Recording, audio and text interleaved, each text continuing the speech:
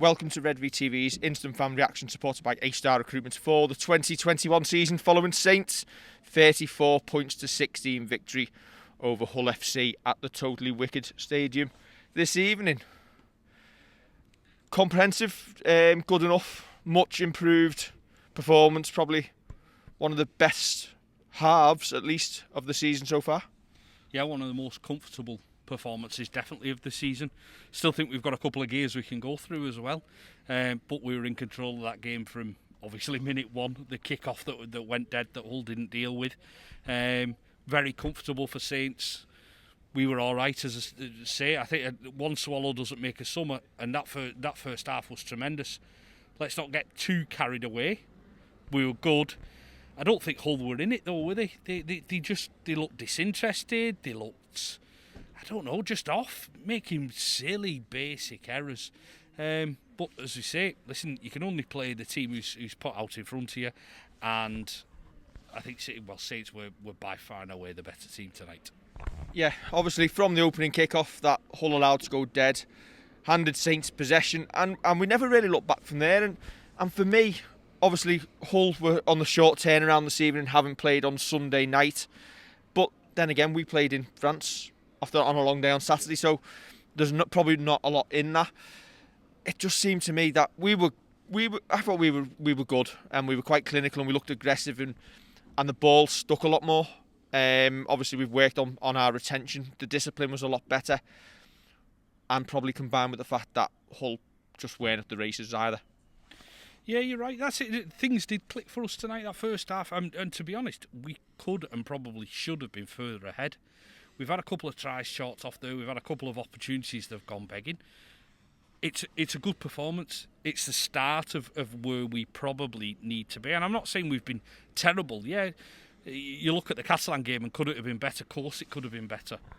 But a wise man once said that once we start playing the better teams, we'll start seeing better performances. Is that you? It certainly was, yeah. You said wise. Wide. And I think that was... No one's ever called it that. Probably not. Or me. But I think that could be the start of it. As I say, I'm not going to get carried away because next week we play them again in the Cup, and listen, they're going to have a point to prove, so you've got to back that up. But I think our game management, as you say, our retention, our attitude tonight was spot on. Was there an element of once Hull fell behind and the fact that we are playing them next week, did they mentally maybe switch off a little bit and put their cue on the rack because they knew they weren't going to win the game? But then did we respond a little bit in the second half when we probably didn't carry on through the gears because we'd showed enough? And obviously a little bit of self-preservation, not wanting to show Hull too much in that second half? Possibly subconsciously Hull might have done that. I don't think any player goes out and kind of plays at say 70-80%. I think that it'll be subconscious rather than anything, but there might just be that kind of downbeaten attitude that you have lost the game and it's all about pride. They still tried chucking it about, but they were just making far too many errors. I think you're right about us as well. I think that whether it's cue on the rack or whether it's just game management, we didn't have to do anything more. And equally, that's probably the sensible thing to do. In those circumstances, you don't want to show your full hand. What went off camera there, Kev? Just keep me on the camera. No, you're not right. We didn't need to show a full hand, did we? In the end, we showed enough. We got the game won. It was professional. But like we said on the preview show again, it's coming back. Like we said on the preview show this week, tonight isn't the result that matters. Out of the two games that you want to win, yeah, the next one, which is the semi-final, is the one we want. And out of the two, that's the one you'd pick. So we need to go out and do the business again next week. Yeah, that's it.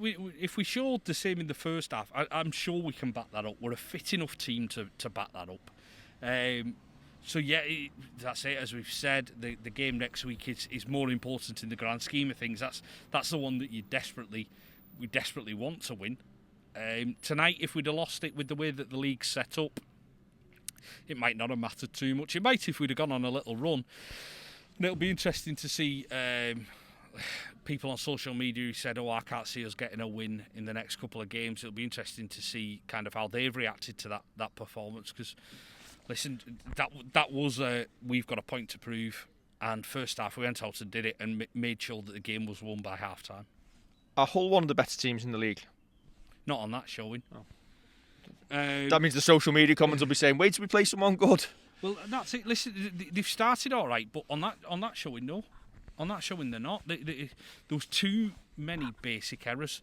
I was chatting during the game to Dan Tomlinson from Up the Cream fanzine, the Hull FC fanzine, and we were saying on social media, obviously. On social media, yeah, and he's over in Hull. I was going to say, I've not got that loud a voice. I was going to say, did he sneak in? Yeah.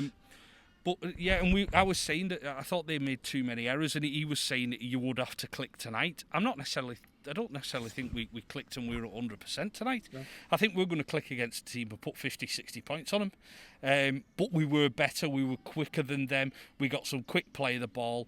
We just looked sharper than Hull, and we looked like we wanted that win more than Hull. I think Year 11's leavers nights tonight, judging by that singing. Was that a distinctly Lee Radford type performance? Listen, as Dan said to me as well, old habits die hard, and I think it is going to take kind of a season or two to kind of get Brett Hodgson to instill his values and ethic in there. I don't think it's an overnight change.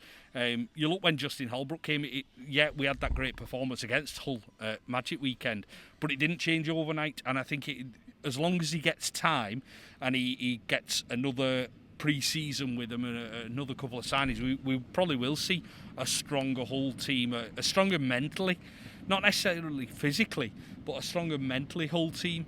But yeah, he just needs time there. You can't just turn around after 8 weeks and start throwing people under the bus. A few much improved performances from us tonight. I think Coote is again getting better by the week. Theo Farge, Johnny Lomax with the cut-out balls, Jack Wellesby clinical in attack. I think Kevin Nagama's not a winger. He runs the ball to the line like he's playing centre and forgets that he's got the whitewash to his right hand side. But do you know what? I'm not being critical there, because at the end of the day, he's not a winger. If Regan Grace or Tommy Mason's on that wing tonight, we'd probably get 50 on the board. And that's just the way it is. But yeah, it seems to be clicking a lot more. There was the free-flowing try for Joe Batchelor. Yeah. When Johnny Lomax could have scored himself in the end, and is that Joe Batchelor off the nuddy run? I think it is. That's why he's celebrating. But yeah, that was pleasing for me tonight, and it gives us a lot of confidence going forward, and it'll hopefully put some of the Wolf out naysaying brigade on social media. Although I did see one at half time which said about this is more like Saints and not Wolf tactics. Not Wolf's tactics, and I'm thinking, is he still not the coach? But yeah, listen, when we came back from lockdown last season, we played some really good stuff. We said we don't need to be great at the start of the year, but do you know what? Maybe we're just riding that little bit of a crest up to the semi-final where we need to put the performance in. Yeah, again, I'm not going to turn around and start getting massively carried away with that performance. I thought it was good. I still think we've got gears to go through. But again, like we chat to people and they say we've got no plan B, and then you think back to Catalan after lockdown, Leeds after lockdown, Catalan again in the playoffs after lockdown, the first half tonight, and we can obviously throw it about, but you've got to earn the right to do that. Again, we're not playing with a settled team. How many different wingers and centres have we had? And you look at it tonight, Percival goes off on about 50 minutes, Sione Matautia goes out to centre. You've got on one side Sione Matautia and Jack Wellesby. They've never played centre and wing together in their lives, and never will again. Probably, well, they might do, they might not.